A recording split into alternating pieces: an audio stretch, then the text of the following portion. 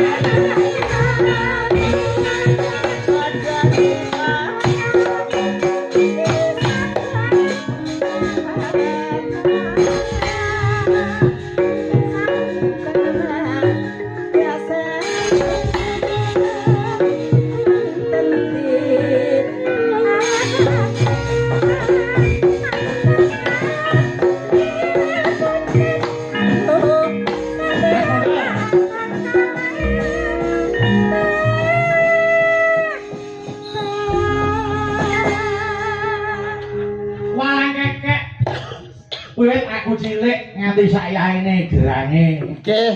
Niku sing kepenak dirungokke. Wah, kuno ning mirasa. Yang diajak ngobrol ke depan, yang tidak di belakang. Sopan-sopane wong ngoten niku. Kono-kono. Sumingkir saka papan kene ayo Mandura.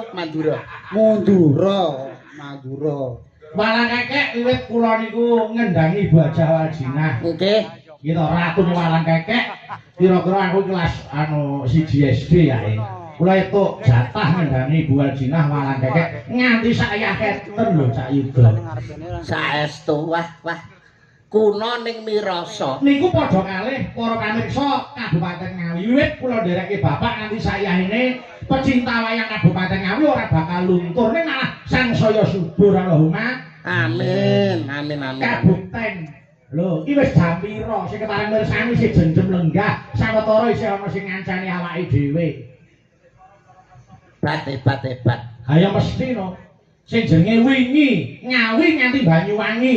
Niku nek nggon daerah tresnani wayang, wis ora ana tandinge. Utaminipun mapan wonten ing Kabupaten Ngawi. Menika saestu maindhit dumateng wayang kulit. Nggih. Ora mung ngemongke nggon guyon, nggon lagon, tapi nggon lakon niku nggih digatekne saestu. Oh, estu. Nyai mriki niku gatekke marang lakon tenan. Ana banyolan digeguyu, ana sanggih digatekke, ana sabet ya diapresiasi, ana gendeng ya dimakke. Mula bombong sing nyambut gawe. Muga-muga para pamirsa sing bengi iki dadi penonton tahun ngarep dadi penanggap Allahumma Amin pun. Saestu nyicil ayem niki jelas setunggal sing mlebet tahun ngarep. Sapa? Mbah Lurah. Masa Mbah Lurah wae. Ah, ora ya isin to pacare empun masuk lurah sak dhuwure kok ora ora isin. Ya mung kari delok keperluane. Nggih. Lho dalange sapa bakune wayang niku ten Ngawi tetep ngrembaka ngaten lho Mas Yuda. Saestu wong kesenian wayang kulit menika di samping tontonan kebak tatanan ugi wonten tuntunanipun. Tuntunan kuwi werna-werna. Leres. Ana nek nggon wayang niku tuntunan agama ya dilebokake. Nggih. Tuntunan kemasyarakatan ya dilebokke. Nggih.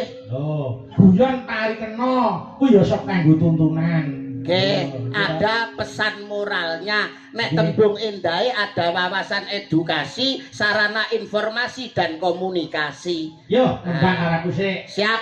Dina Senin Mas Yuda. Aku neng Sragen. Mlaku karo tuku duren. Ana wong wedak Kok lungguh ijen. terus Bareng tak cedhaki sirahku dituthuk gandeng. Pengen mesti pengen. Pengen. Lah dicak apa ora? lah kono arep melu apa? Melu apa ora? Nah aku no siap ae karek kono piye. Bang, bisa. Bisa ya bilang. Ya arek kono lah. Bisa tenan. Bisa tenan. Nah. Lanjut. Nggih. Selasa. Aku neng Solo. Ayo kae. Mlaku-mlaku Karo tuku nangka.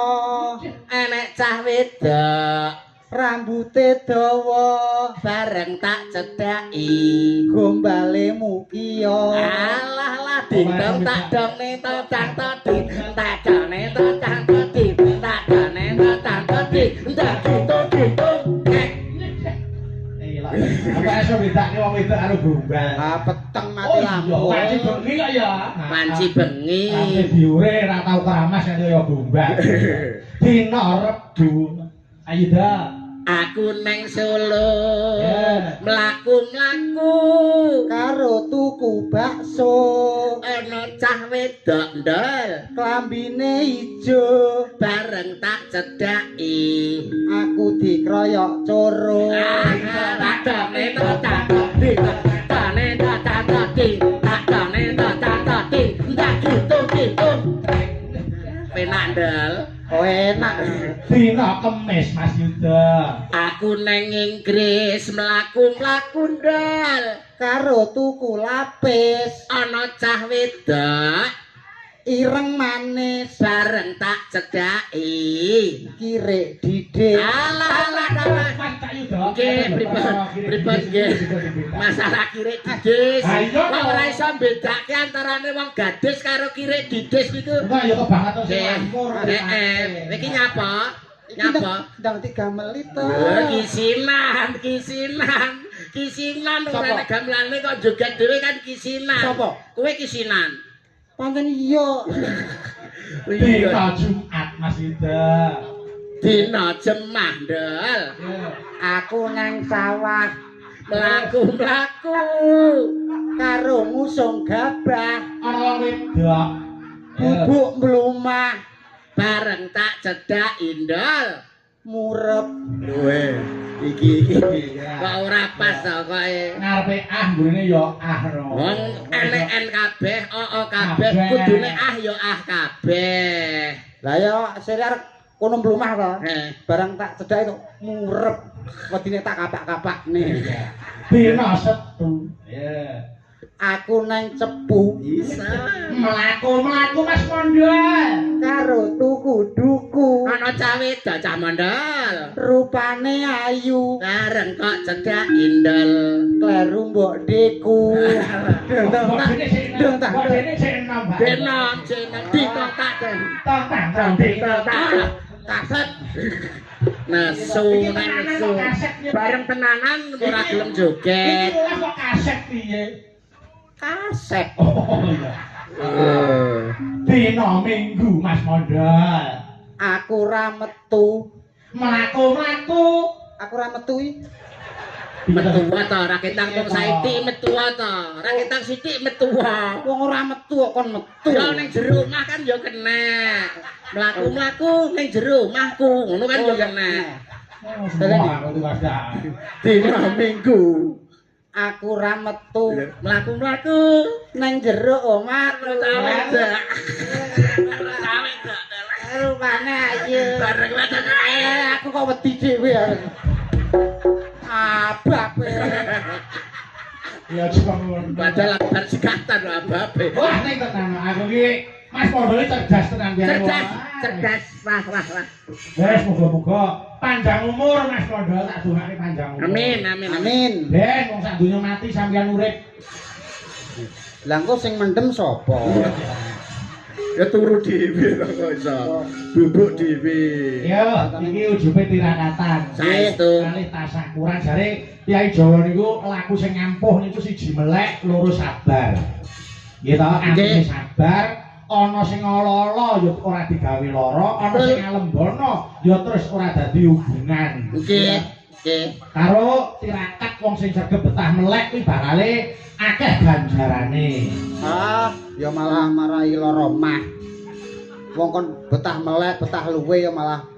lara mah lha yo tirakate wong ngono kuwi betah luwe betah melek ngono no mesine malah ampuh kuwi marai lara mah kok lho lah wong lara mah kok bingung to Mas kowe iki ngawur wong lara mah kok pengen ora lara mah ya pengen pindah kidul omah lho kan aman ora lara mah pindah kidul omah mesti mari apik kula nomah Mas lha nyapa ben ditabrak truk ndasmu kok wong senengane nesu lho awake dhewe iki ya ora ketang dikaya ngopo ki gedhekke panuwun nang gone panjenengane Pak Carek Bu Carek iki wis gelem nguri-nguri kabudayan ki ateges iki apa ki ninggali anak putu termasuk sedekah rasa nyenengke piyayi akeh ki wis sedekah rasa kamangka nuwun sewu dongane wong 40 kuwi padha karo dongane wali siji nek sing ndongake sakmene akeh wis wali pira sing ndongake karo keluargane Pak Carek lan Bu Carek iya mulane Bu Carek Pak Carek ki wis ngertos nggih Mas nggih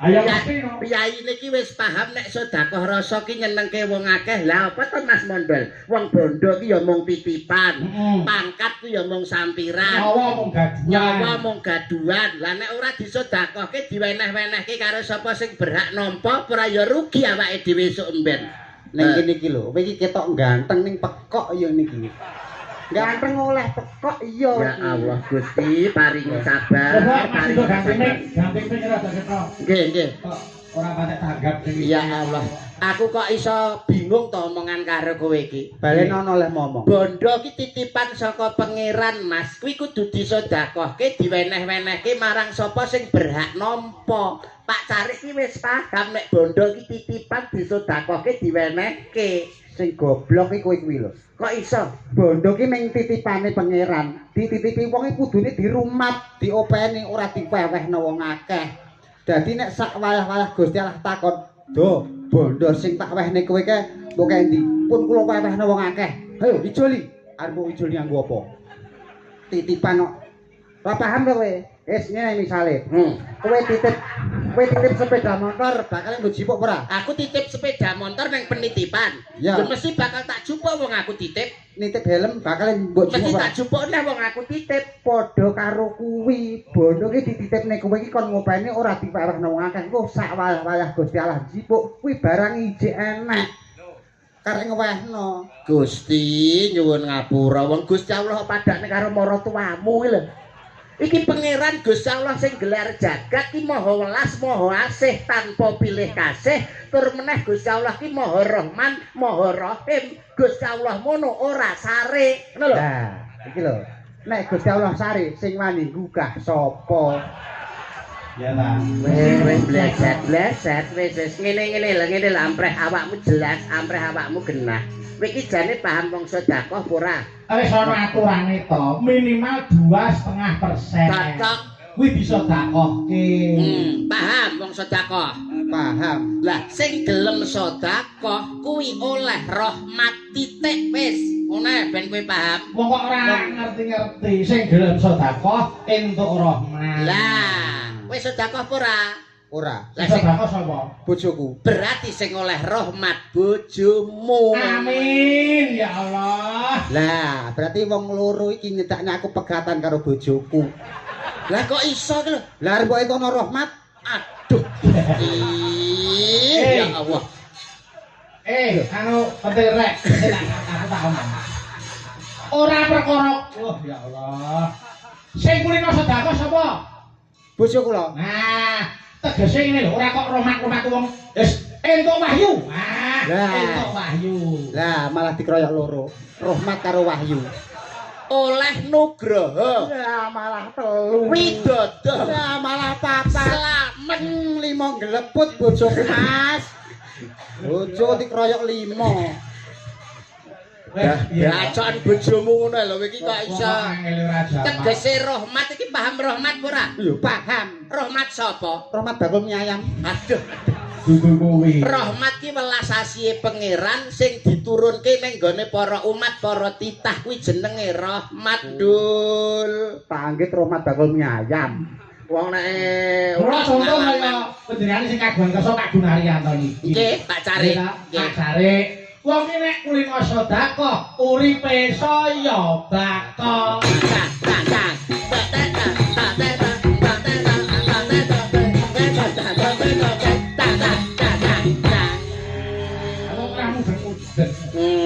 Ya sudah.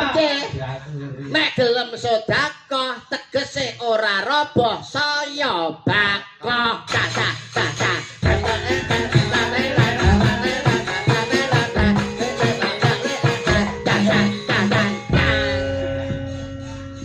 Nek wis wong gelem sedekah uripe sansaya bakal. Amin. Kuwi sing kate digoleki. Nggih. Cang-cang. Arep golek apa to? Nggih, golek apa? Cang-cang. Apa-apa sarwa turah. Lah, Pak Cari karo Bu Cari niku. nggih. Cang-cang. Nek ora napa menika putra-putrane ora disenkuyung panjenengane arep piye kepaneh? Ndang-ndange urung. Lho karepmu piye to? Ya ban wis bakoh ngono terus ndang. Ora, lah nyontok kaya Mas Bayu panjenengan cobi Mas Bayu sing matur Mas Bayu. Oh, jenenge wong iki yo kanggo irama to. Nggih. Cari Alon. niku rak yo wis ngerti wong urip iki kudu seneng sedekah. Leres. Wong sedekah ki ora alim poso yo bakal. Cang.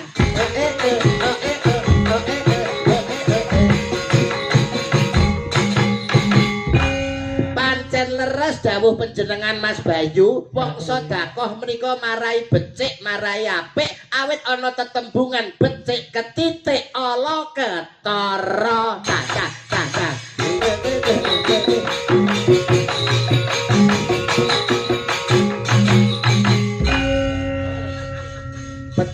Betul.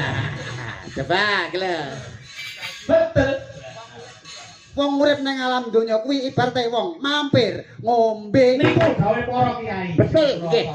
Sepira to suwe ning alam donya? Hah? Ibarate kaya wong mampir ngombe. Nggih. Mulane kudu ngibadah sing sakakeh-akehe ning diparane wong menungsa. Ya Kok bakal mati. jeng. Dadi ngaten. Nggih. Wong kuwi nek nganti ora disedekahke uripe bakal rekos. Rekoso. Ah, rekoso ning donya ora dadi ngopo, tapi nek rekoso teng mriko, bakal disiksa. Ngono lho. Ndang. Wong senengane kok mesti ngono. Ndang kok ya gak diwehi. Lah wong ki sing sabar. Wis kok karo kawitan apa iso nabuh? Apa iso nabuh? Nabuh. Nek nganti kanca-kanca mah nabuhi karo kowe, Ayo isamu apa? isamu apa coba? Nyepelekke. Model iki ya aja kaya ngono to Mas. Rempeyek ya rempeyek. Ning ya aja diremet-remet. Ngenyek ya ngenyek. Ning ya aja diremet-remet. Aja banget. Aja Ora banget. trimo ki ngapa ta? Lho. Ora trimo ki ngapa? Lho sampean ra ngirim kok. Lho ora kok sik. Kok sampe tak lokke apa iso nabuh sajake kok kaya wong ora trimo. Nuwun sewu Mas, nek masalah niki kula tengahi. Ayo coba mundur. Panjenengan apa mboten kulak pawarto adol pangkrungu ujare Mbok Bakul Sinambiwara kondange Mas Mondol. Nggih, napa tak kondange? Gamelan Lokananta ingkang tinabuh para dewa paranggananipun para widodari. Wonten kayangan Lokananta menika nek sing nabuh mboten panjenenganipun pukulun Bathara Mondol. Wah, Napa ngatasi to Mas? Napa ngatasi? Ora ngatasi, Ustaz. oh dadi sakniki derajate wis dewa. Derajate niki di atas dewa Mas. Wah, leluhur. Di atas dewa niku. Niki termasuk Maha Wiku. Dwijawara brengeng. Ada. Lah nek primet kanca-kanca ya apa? Kanca-kanca ya apa niru tok isone. Ora iso berkreasi dhewe. Tidak bisa menciptakan Kreativitas cipta rasa karya itu Mas Mondol. Iya ya Iya. Iya, aja nganggo yae, udah nggo meneh. Iya. Udah bisa pelekke. Oh, tadi iki ngerti tabuhan, iso nabuh. Lho. Jenenge sapa? Isa. Nek sing biasane nek arep monggo katuran dumateng Bapak Lurah jengkar saking Sasana Palenggan terus tuduk kae ngono. kendange piye tuduk Gendek. kuwi apa Mas kuwi? Kuwi Matraman. Matraman iki Jakarta lho.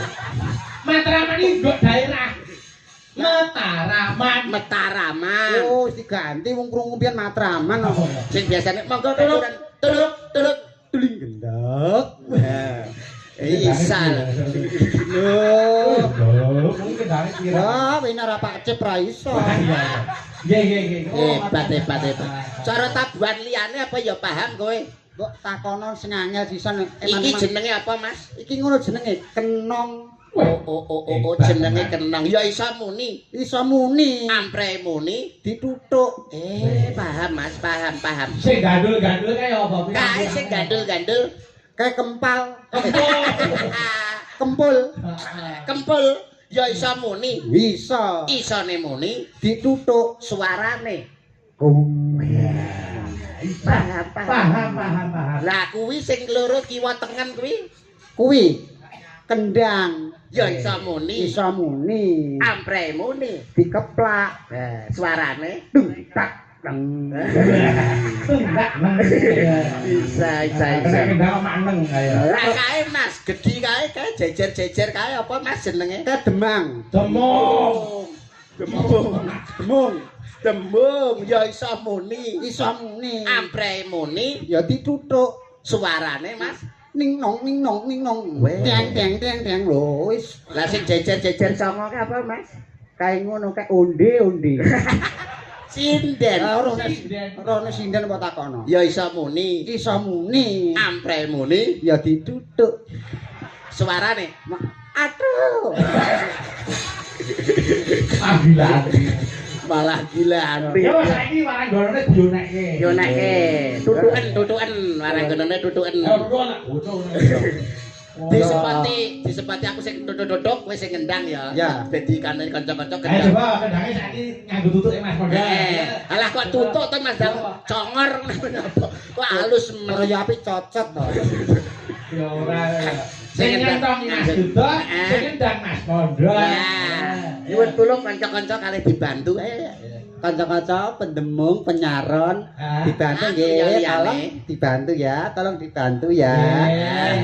Tolong dibantu ya. Ya, prak. Jadi apa ayo? Kayak kaya Pak Tarman. Tarno. Tarman. Ayo. Wis siap ya Mas Mondol, wis siap. Ayo. Tuduk Bling gendak. Gong. Piye to? Piye? Mangun pul. Kempul ngun. Piye? Piye? Nek wis tulis gendak, piye? Gong. Oh iya. Oh, iya. Abanono to, abanono. Nggih, tuli ngendak. Gong. Ya, Iku itu. mosane cari okan. Siap ya, Ayo. Mas. Ayo. Teduk teduk tuling gendak. Gong. Gongon. Gongon. Lu tak matem. Ngopo dibalang telek iki? Oh Sinta. Patak. Wong ngerti nek mustaqim kok ya. Kok. Bos kuliah. Iya. Siap, ya. Teduk, keteduk, teduk. Mbak Niken.